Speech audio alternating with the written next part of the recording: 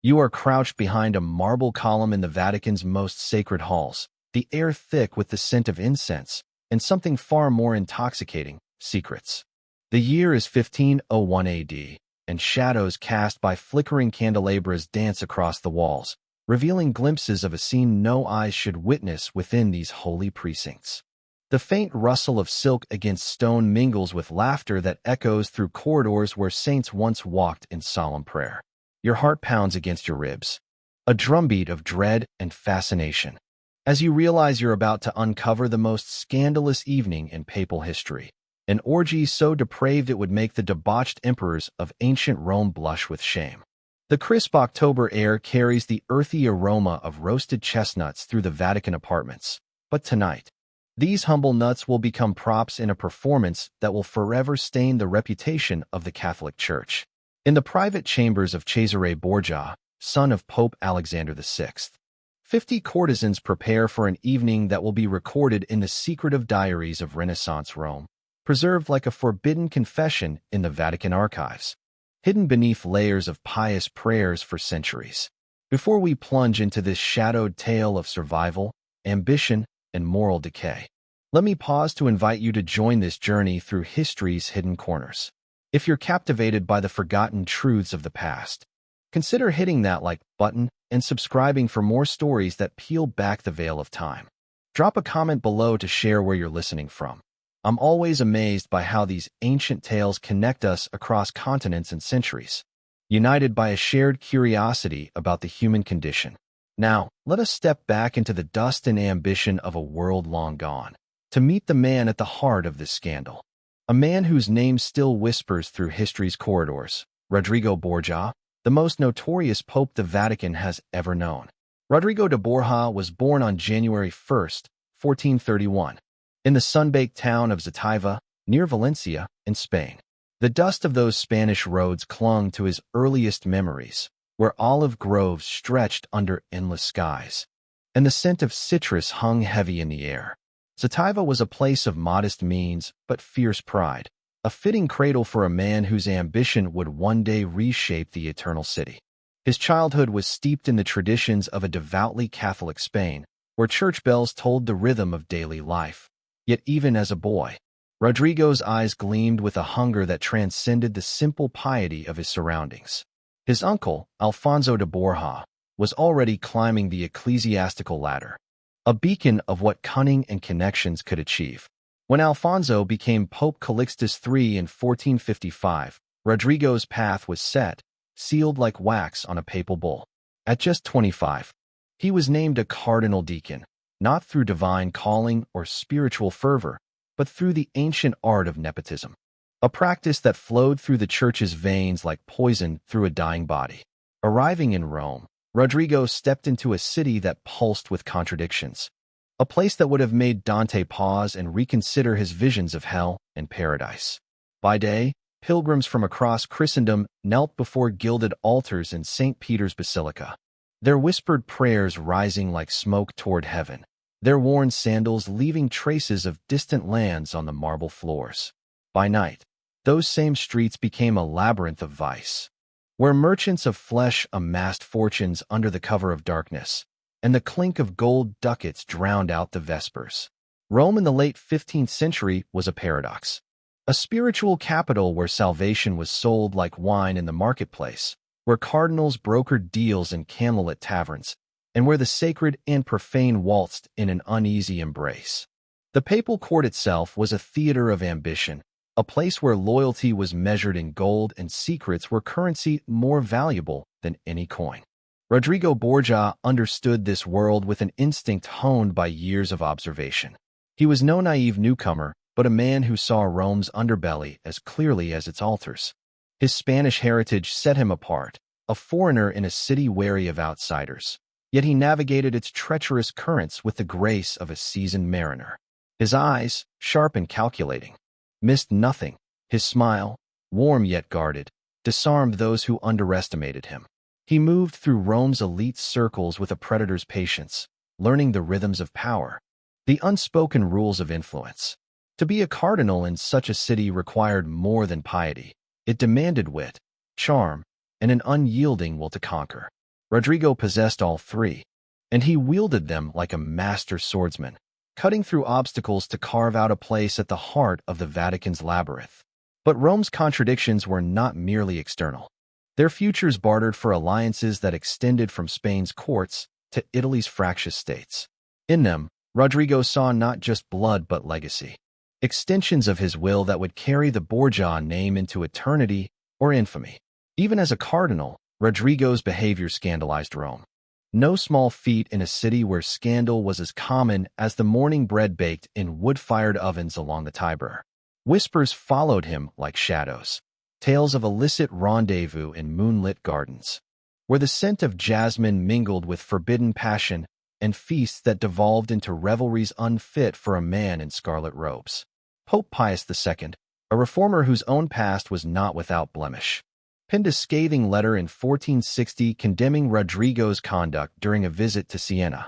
The missive burned with righteous fury, detailing excesses that had shocked the entire town and court. Nights of debauchery, where wine flowed like rivers and inhibitions dissolved like mist at dawn. Pius's words were a thunderclap. "You have turned the house of God into a den of thieves," he might as well have said, though his actual rebuke spared no detail of the disgrace. But shame was a luxury Rodrigo could not afford. It was an obstacle to be sidestepped, a fleeting storm in his relentless ascent. Moral reservations were principles for the weak, chains he discarded as he plotted his path to the ultimate prize. The years leading to the conclave of August 1492 were a masterclass in intrigue, a buildup of tension like the gathering clouds before a tempest that would reshape the church. Rodrigo had spent decades cultivating alliances, amassing fortunes that could buy loyalties, and eliminating rivals with subtle poisons or sharper daggers in the dark.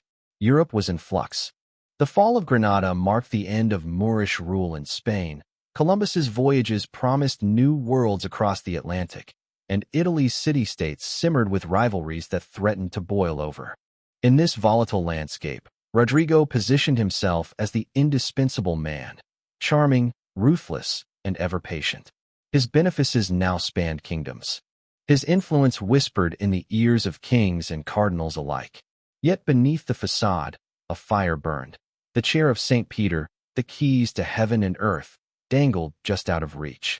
As the health of Pope Innocent VIII waned, Rodrigo's web tightened. Favors called in like debts from a usurer. The eternal city held its breath, unaware that the man who had risen from Spanish dust was about to unleash a reign that would blend glory with infamy, reform with ruin. The conclave of August 1492 unfolded like a carefully choreographed dance of corruption, a shadowy ritual hidden behind the locked doors of the Sistine Chapel, where frescoes of divine judgment would one day gaze down in silent reproach. Beneath the vaulted ceiling that Michelangelo would later transform into a masterpiece of creation, 23 cardinals gathered to select the next vicar of Christ, their scarlet robes pooling like blood on the marble floor. But this was no holy assembly guided by the Holy Spirit. It was a marketplace of souls, where gold changed hands with the fluidity of water slipping through fingers. Promises were whispered like forbidden prayers. Benefices distributed like communion wafers to the highest bidder. Rodrigo Borgia, the consummate player in this Game of Thrones, had prepared for years, his coffers overflowing, his alliances forged in the fires of favor and fear. When the white smoke finally cleared on August 11, 1492, Rodrigo emerged as Pope Alexander VI. A victory stained by what contemporaries openly decried as simony, the profane buying and selling of sacred offices. How had a man of such worldly appetites ascended to the pinnacle of spiritual power? The answer lay in the shadows of ambition, where morality bowed to manipulation, and the keys to heaven were pried from divine hands by mortal greed. The Romans, surprisingly, celebrated with unbridled joy, their city awakening to a spectacle of triumph that masked the underlying rot. They had grown accustomed to their Spanish cardinal, with his charisma that could charm serpents and his energy that promised a pontificate of magnificence rather than mediocrity. Bonfires blazed atop the 7 hills, casting a golden glow over ancient ruins and bustling piazzas, while torchlit processions wound through streets lined with cheering crowds, their voices rising in a cacophony of hope, and oblivion. Triumphal arches, hastily erected from stone and wood, stood like ephemeral prayers made manifest, adorned with laurels and banners fluttering in the night breeze. The coronation at St. Peter's Basilica on August 26th was a pageant of unparalleled splendor. Greeted with what observers called the greatest ovation any pontiff had ever received, the roar of the multitude echoing off the basilica's walls like thunder from Mount Sinai. Alexander processed in robes heavy with gold embroidery, his papal tiara glinting under the sun, a symbol of authority that concealed the fractures beneath. For a fleeting moment, Rome dared to dream of renewal, unaware that this new pope carried within him the seeds of both salvation and scandal. Alexander VI began his reign with measures that seemed to herald genuine reform, a surprising pivot that caught even his detractors off guard and sparked whispers of divine providence. Rome had been a cauldron of chaos, its streets haunted by over 200 assassinations in the months before his election, knives flashing in alleyways, vendettas spilling blood onto cobblestones where pilgrims trod. He moved swiftly to restore order, dividing the city into districts overseen by magistrates empowered to enforce peace with iron resolve. Their patrols a visible deterrent against the lawlessness that had festered like an open wound. Every Tuesday, Alexander personally heard grievances in the Vatican halls, dispensing justice with an efficiency that contemporary observers praised as admirable, his judgments cutting through disputes like a blade through fog. Imagine the scene. Petitioners from all walks of life, widows clutching faded parchments, merchants with tales of theft, nobles seeking redress, lining up before the papal throne, their eyes wide with a mix of awe and desperation. For a brief, tantalizing interlude, it appeared that the right man had been placed on St. Peter's throne, a leader who could heal the eternal city's divisions and steer the church toward righteousness. Yet power, like a vintage wine uncorked too soon, reveals character rather than reshaping it. Alexander's early acts were but a veneer, a mask that would soon crack under the weight of deeper desires, hinting at the storm of favoritism and folly brewing within. This initial burst of reform was laced with irony, for Alexander's actions echoed the very Renaissance ideals of humanism and order that his later excesses would mock. Drawing from the civic models of ancient Rome, republican magistrates and public tribunals, he infused the papal administration with a secular efficiency that surprised scholars and statesmen alike. Chroniclers noted how his Tuesday audiences not only quelled unrest, but fostered a sense of accessibility, making the Pope seem less a distant sovereign and more a paternal figure amid the city's turmoil. But beneath this facade lurked the man who had bought his way to power, his heart undivided in its loyalty to family over flock. As the cheers of coronation faded, the true Alexander began to emerge, his reforms a temporary dam against the flood of nepotism that would soon overwhelm the church, pulling readers deeper into the enigma of a pope who could wield justice with one hand while clutching ambition with the other. Alexander's initial reforms were overshadowed by his relentless pursuit of advancement for his children, particularly his sons, Juan and Cesare, whose elevations to power would ignite envy across Europe like sparks in dry tinder. Juan, the eldest and most favored, was made Duke of Gandia in Spain and married to a cousin of the Spanish king, a union that blended bloodlines with political ambition, securing Borgia influence in the Iberian courts where Rodrigo's roots still ran deep. Cesare, despite being only 18, was appointed to the prestigious Archbishopric of Valencia and later elevated to cardinal, positions he treated as stepping stones rather than sacred callings, his youthful arrogance masking a mind sharpened for conquest. These acts of nepotism were not subtle gestures, but bold declarations, transforming the papal tiara into a family crown, where divine authority served earthly dynasty. In the shadowed halls of the Vatican, whispers grew into murmurs. How could the vicar of Christ prioritize flesh and blood over the flock, elevating bastards to thrones while the church's coffers funded their grandeur? Yet Alexander pressed on, his love for his offspring a fierce, unyielding force that blurred the lines between paternal devotion and profane hubris.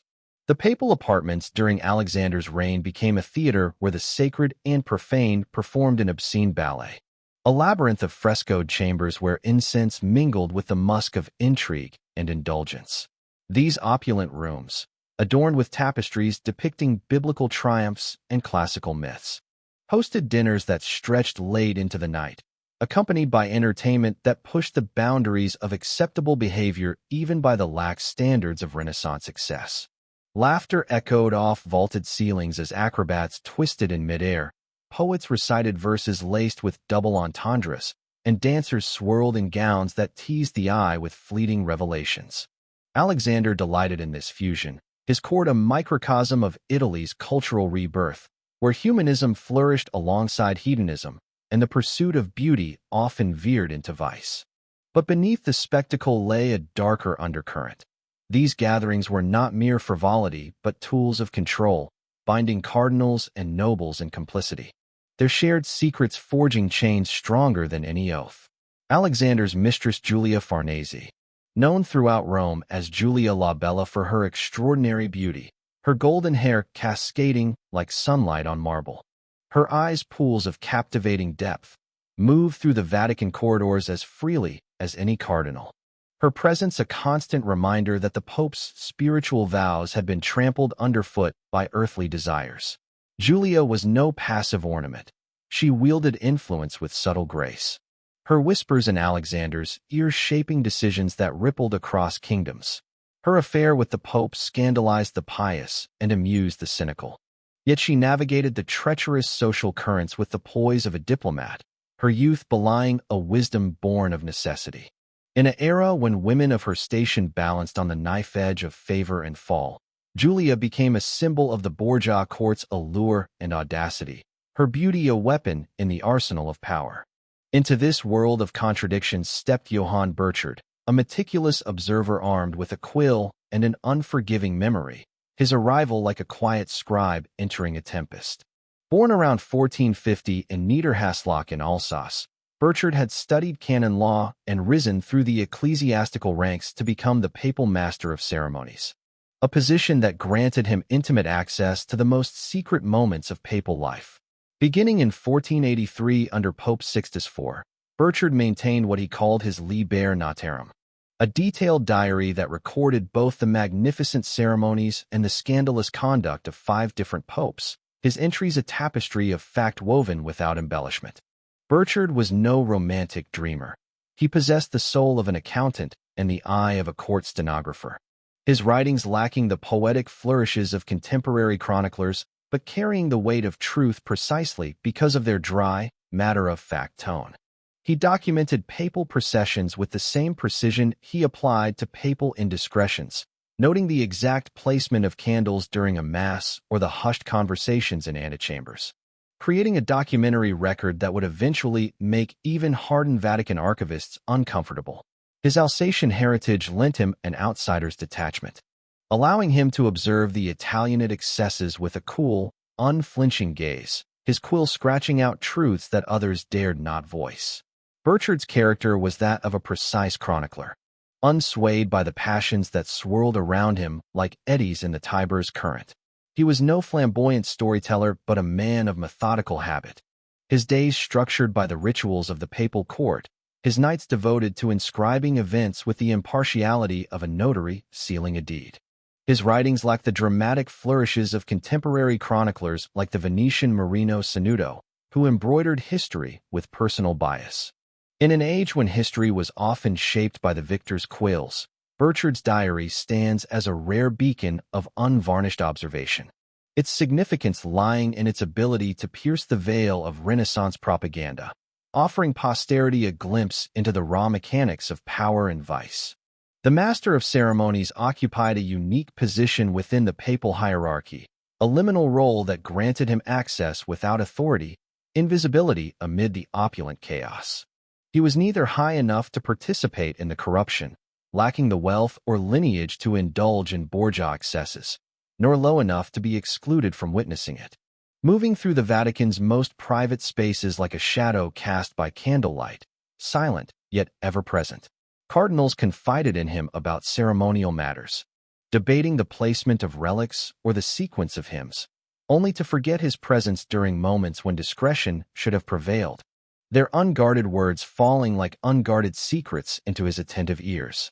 This invisibility became his greatest asset as a chronicler of papal vice, allowing him to document the underbelly of the court without fear of immediate reprisal, his quill a subtle weapon in a world of daggers and poisons. Burchard's role mirrored that of a confessor who hears sins but pronounces no judgment, his diary a confessional booth where the mighty unwittingly bared their souls, preserving for history the dissonance between public piety and private depravity. By the late 1490s, the Borgia family's behavior had begun to attract negative attention throughout Europe. A gathering storm of disapproval that rumbled from the courts of France to the scholarly halls of Florence. Whispers evolved into open condemnations, with diplomats penning letters that decried the Spanish upstarts who treated the papacy like a family fiefdom, their excesses fueling anti-papal sentiments that would later ignite the Reformation's flames. Alexander's eldest son, Juan, had become Duke of Gandia, but his character proved as corrupt as his elevation was undeserved. Stories circulated of his cruelty, like the tales of him hunting beggars for sport in Rome's backstreets, his sexual excesses that left a trail of ruined reputations, and his incompetence as a military commander, where battles were lost to his vanity rather than enemy swords. The golden boy of the Borgia dynasty was becoming a liability that even his devoted father could not ignore, his presence a festering wound on the family's ambitions, drawing the ire of rivals who plotted in shadowed taverns, their grudges sharpening like blades. The events of June 14, 1497, changed everything. A night shrouded in mystery that plunged the Borgias into abyss. Juan's body was discovered floating in the Tiber River, his throat cut, and his body bearing 9 wounds, each gash a testament to the hatred he had inspired, the murky waters yielding a corpse weighted with stones and secrets. The murder sent shockwaves through Rome, streets buzzing with speculation. Was it a jealous husband, a political rival like the Orsini family, or even whispers of fratricide from Cesari's hand? It struck Alexander with grief so profound that observers wondered if divine justice had finally visited the Borgia family, the Pope retreating into his chambers like a wounded animal. For 3 days and nights, he refused food and sleep, weeping behind closed doors like a broken man rather than the mighty pontiff who had once intimidated kings, his cries echoing through the Vatican like a lamentation psalm. In his anguish, Alexander announced a program of church reform, calling for measures to restrain the luxury of the papal court, reorganize the apostolic chancery, and suppress simony and concubinage, vows uttered in the heat of sorrow that promised a cleansing of the church's tainted soul. For a brief moment, it seemed that personal tragedy might accomplish what years of criticism had failed to achieve, a flicker of redemption amid the darkness. A commission of cardinals and canonists began drafting ordinances that anticipated the reforms of the Council of Trent, still decades in the future. Proposals to enforce clerical celibacy, curb the sale of offices, and instill moral discipline. Their meetings filled with earnest debates under the watchful eyes of saints and frescoes.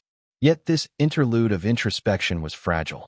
A candle flame in a gusty corridor, hinting at the possibility of transformation while underscoring the depth of Alexander's internal conflict, a man torn between paternal love and papal duty. The flicker of reform sparked by Juan's murder proved as fleeting as a Roman summer rain, dissolving under the weight of Alexander's unyielding ambitions. Within months, the proposals for church renewal were abandoned, filed away like forgotten relics in a dusty sacristy, their promise of moral cleansing buried beneath the demands of family loyalty. Grief, like all else in Alexander's character, was transient, a storm that passed to reveal the same relentless drive for power that had defined his ascent. His attention turned to his surviving children, particularly Cesare, whose iron will and ruthless ambition now became the spearhead of the Borgia agenda. If one had been Alexander's heart, Cesare was his sword, sharp, cold, and utterly without conscience, a blade forged in the fires of a father's dreams and a son's hunger for dominion.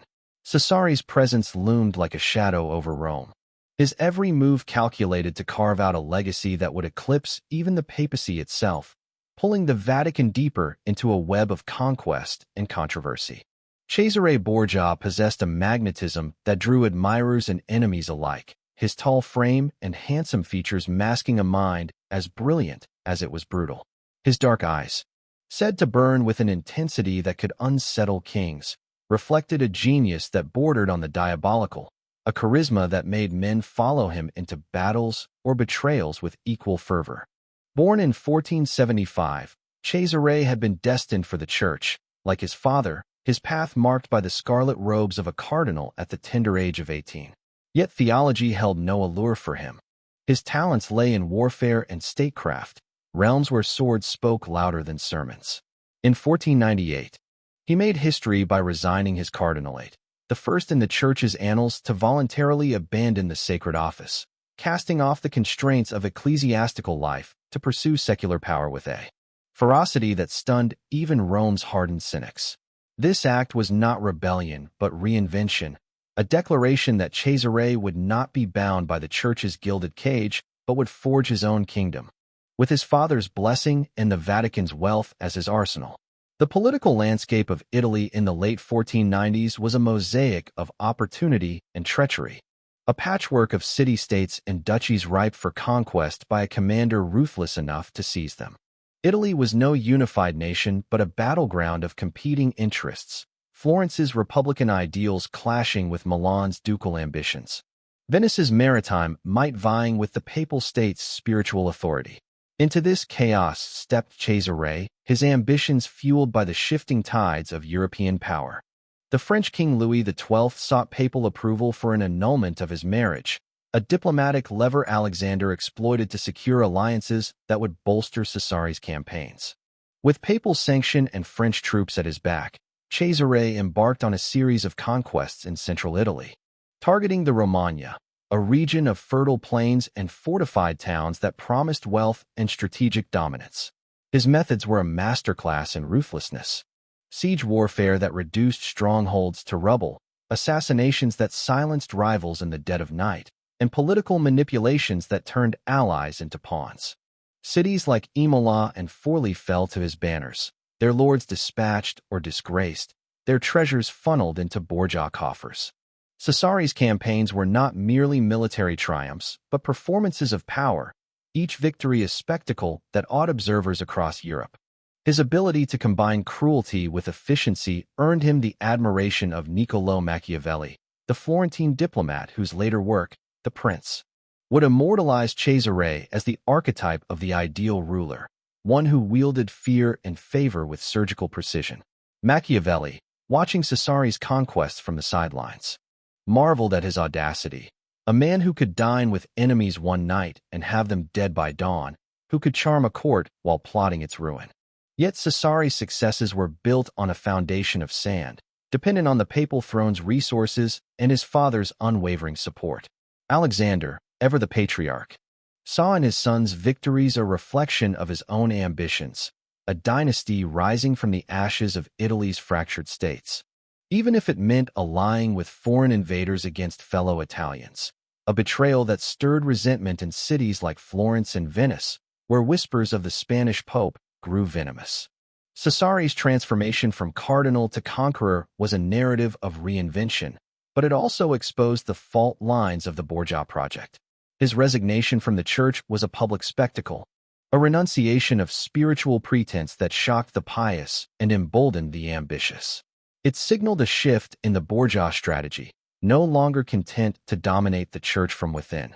They now sought to reshape Italy itself, with Cesare as the architect of a new order.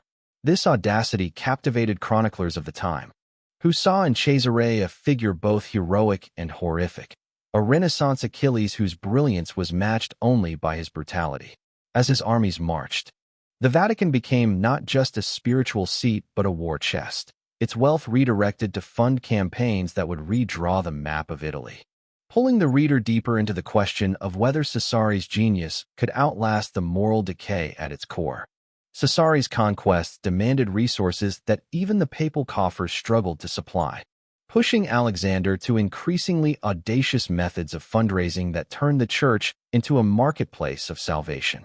The sale of indulgences, promises of reduced time in purgatory, became a systematic enterprise, with preachers dispatched across Europe to peddle forgiveness to sinners rich and poor. Their sermons blending divine mercy with the clink of coins. Church offices, from bishoprics to abbacies, were auctioned to the highest bidder, transforming sacred callings into commodities traded like spices in a Venetian bazaar. Most brazenly, Alexander expanded the College of Cardinals, appointing 47 new members during his reign, each red hat representing not spiritual merit but thousands of ducats flowing into the papal treasury, funds that ultimately fueled Cesari's war machine. Wealthy families, from the Sforza of Milan to the Medici of Florence, could purchase ecclesiastical positions for their sons, effectively buying salvation alongside social status. Their ambition cloaked in the guise of piety. This commodification of the sacred scandalized reformers and emboldened critics, who saw in Alexander's actions a betrayal of the Church's divine mission. Yet it sustained the Borgia dynasty's glittering facade, a house of cards built on gold and guile. Rome during this period resembled a city under occupation by its own rulers. The Borgia family treating the Papal States as their personal kingdom, with Alexander as patriarch and Cesare as crown prince.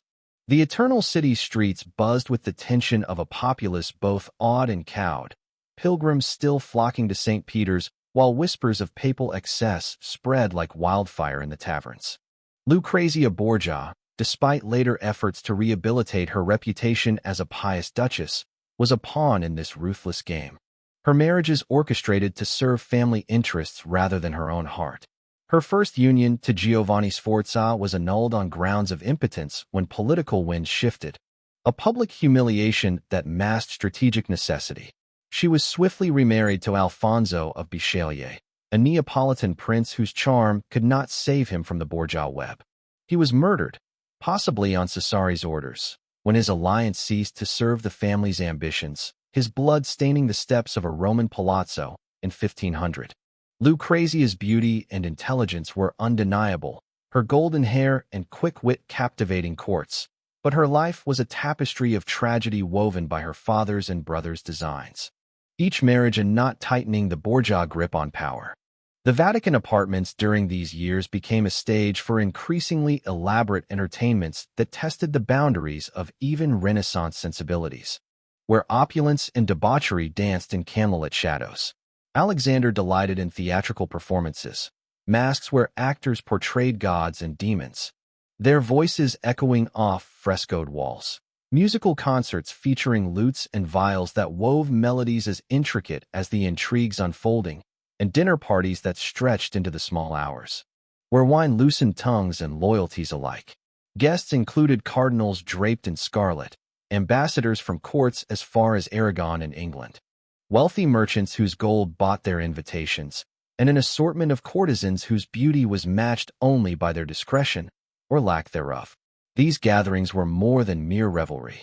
They were demonstrations of papal wealth and power, opportunities for political negotiation in alcoves where candlelight barely reached, and testing grounds for loyalty among Alexander's supporters. Cardinals who joined these festivities were complicit in his excesses, their participation a silent pact that bound them to the Borgia cause. Those who refused invitations marked themselves as potential enemies, vulnerable to the retribution that had silenced so many of the family's foes. Poison in a chalice, a dagger in a darkened street. By the autumn of 1501, the Borgia family stood at the zenith of their power, their influence stretching from Rome's 7 hills to the battlefields of the Romagna. Yet their corruption had reached a fever pitch that threatened to consume them.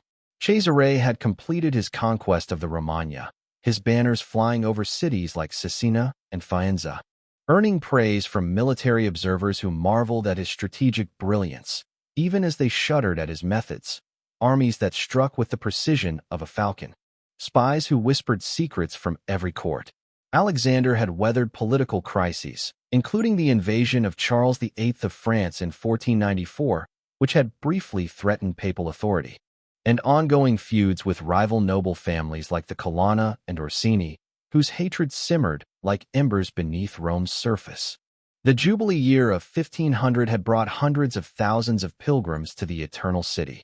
their offerings filling the papal treasury with gold, while their desires filled the city's brothels with equal fervor, a dual stream of devotion and debauchery that mirrored the Borgia court itself. It was in this atmosphere of triumph and moral decay that Cesare conceived the Banquet of Chestnuts, an event that would crystallize the family's infamy. A spectacle so audacious it seemed to taunt both heaven and earth, pulling the audience deeper into the question of whether such excess was celebration, defiance, or the inevitable climax of a dynasty drunk on power. The Banquet of Chestnuts, conceived for the night of October 31st, 1501, All Hallows' Eve, was a spectacle that seemed to mock the very boundary between sacred and profane, its timing either a deliberate taunt or a chilling coincidence. In the Christian calendar, it would become a stage for acts that defiled the sanctity of the papal palace. The event unfolded in Cesare Borgia's private apartments, a suite of chambers within the apostolic palace. Their walls adorned with Pinturicchio's frescoes, vivid scenes of classical mythology and Christian triumphs, where Apollo and Moses gazed down in silent judgment. The irony was palpable. Rooms designed to showcase the cultural sophistication of a Borgia pope, their gilded surfaces reflecting the wealth of Christendom, now hosted a gathering that would have appalled both pagan gods and Christian saints. The setting was a paradox, a sacred space profaned by human excess. Its very architecture a testament to the dissonance between aspiration and reality, pulling the audience into a scene where beauty and depravity intertwined like lovers in a forbidden dance. The guest list for the evening was a roll call of corruption, a microcosm of the Borgia court's reach and rot. Cardinals, who should have been reciting vespers in candlelit chapels, mingled with Roman nobles whose wealth had long ago purchased their silence about papal scandals, their velvet cloaks brushing against the marble floors. Diplomats from European courts, Spanish envoys with guarded eyes, French ambassadors with knowing smiles, attended, perhaps to gather intelligence on the Borgia's next move, or perhaps drawn by a morbid curiosity to see how far the family would push the boundaries of decorum. The true stars of the evening, however, were the 50 courtesans Cesare had assembled, women of striking beauty and practiced charm. Not the coarse streetwalkers of Rome's alleys, but sophisticated professionals who understood the delicate art of pleasing powerful men while guarding their secrets. These were women who had graced papal entertainments before, their silken gowns and coy smiles masking a pragmatism honed by survival in a city where favor was fleeting and betrayal ever-present. Their presence was a calculated element of Cesare's theater, each one a performer in a spectacle designed to dazzle, disarm, and dominate. Johann Burchard, the ever-present master of ceremonies, stood on the periphery, his role as meticulous observer placing him in the heart of the storm, yet apart from its passions. His official duties required his attendance, ensuring that any ceremonial needs, however unlikely in such a setting, were met with his usual precision.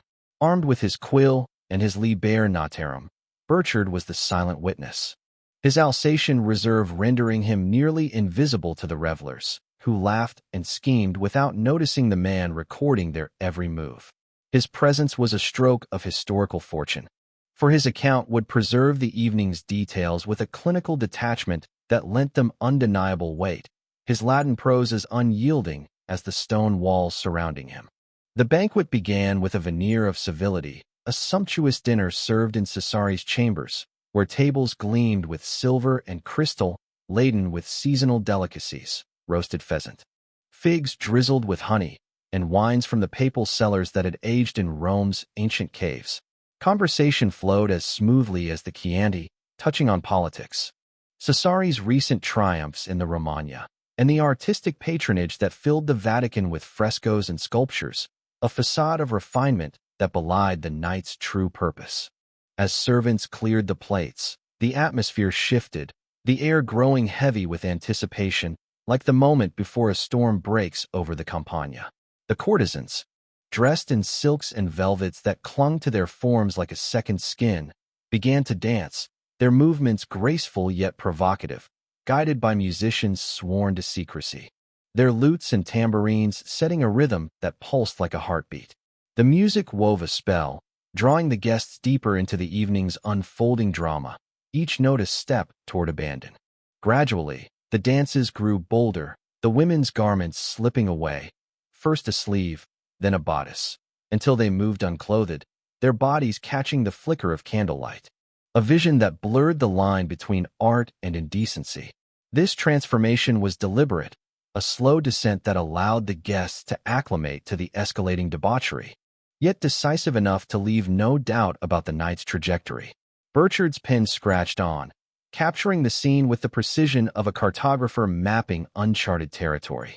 His words a lifeline to history that would expose the Vatican's darkest hour, pulling the audience into the question of how such a spectacle could unfold in the shadow of St. Peter's. The banquet of chestnuts reached its notorious climax as the evening's carefully orchestrated descent into debauchery unfolded, a spectacle that would sear itself into the annals of scandal. Servants, moving with the quiet efficiency of shadows, removed the candelabras from the dining tables and placed them on the marble floor, creating pools of flickering light that danced across the frescoed walls of Cesari's apartments. Chestnuts were scattered across the ground, their dark husks glinting in the candlelight like scattered coins in a pagan ritual, transforming the opulent chamber into an improvised stage for a game as grotesque as it was symbolic. The 50 courtesans, now fully nude, were instructed to crawl on hands and knees to collect the nuts, their movements illuminated in a chiaroscuro of light and shadow. A tableau that mocked the sacred art adorning the walls. Pinturicchio's saints and gods reduced to silent spectators of human degradation. The scene was both mesmerizing and repellent. A perverse parody of the harvest festivals celebrated in rural Italy, where abundance was a divine gift, not a prop for papal amusement. Pope Alexander VI, seated in a throne-like chair of honor, watched the proceedings with Cesare and Lucrezia at his side, their presence a chilling tableau of family complicity. Alexander's eyes, once sharp with ambition, now gleamed with a mixture of pride and perverse delight, his papal robes a stark contrast to the decadence he oversaw. Cesare, ever the architect of spectacle, observed with a predator's calm, his handsome features betraying no hint of the ruthlessness that drove him. Lucrezia's role remains a haunting enigma, her golden hair catching the candlelight, her expression unreadable. Was she a willing participant, complicit in her family's corruption, or a captive of circumstances, her presence coerced by the weight of bourgeois expectations? Historians have debated this for centuries, some painting her as a victim of her father's and brother's designs, others as a knowing player in their game. Contemporary accounts, like those of the Venetian envoy who noted her grace amid the chaos, offer no clear answer, leaving her as a figure of fascination, her silence louder than the laughter filling the room. The evening's final act pushed beyond the boundaries of even Renaissance excess, transforming the banquet into a public spectacle of carnal competition. Male guests, cardinals, nobles, and diplomats were invited to vie for prizes, luxurious items like silk tunics, embroidered shoes, and jeweled barrettes. Each piece a glittering incentive for acts that debased both participant and observer. Servants, acting as scorekeepers, tallied each man's conquests among the courtesans, their presence turning intimate encounters into a grotesque tournament, the sacred chambers of the Vatican reduced to an arena of flesh. Burchard's account, written in his unembellished Latin, captures the scene with chilling precision. The men competed in virility, their deeds counted openly, as if in a marketplace of vice. His words, devoid of judgment, yet heavy with detail, preserved the raw truth of the moment, a record so vivid it would unsettle Vatican archivists centuries later, when Pope Leo XIII hesitated to unseal such documents, fearing the stain on Alexander's legacy.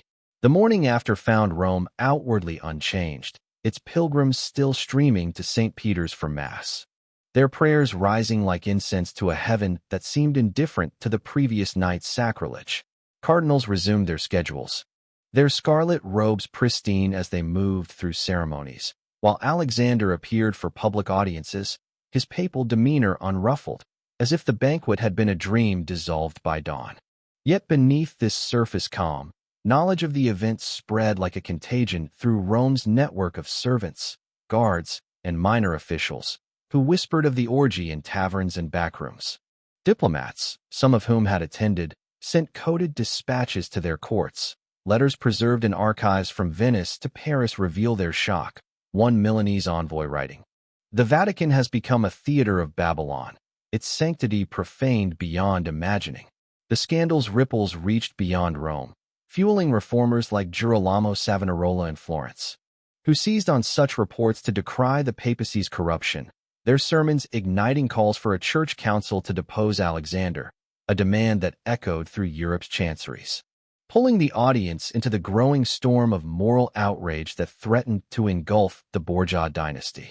Alexander's response to the mounting criticism was not contrition but defiance, a brazen refusal to bend beneath the weight of scandal. Rather than retreat into remorse or implement the reforms he had briefly championed after Juan's death, arguing that a reliable witness could not have documented such depravity or that later interpolations corrupted his text, Protestant reformers, conversely, embraced the scandal as a cudgel against papal claims to moral supremacy, citing it as proof of an institution rotten at its core. Modern scholars, sifting through archives with a dispassionate eye,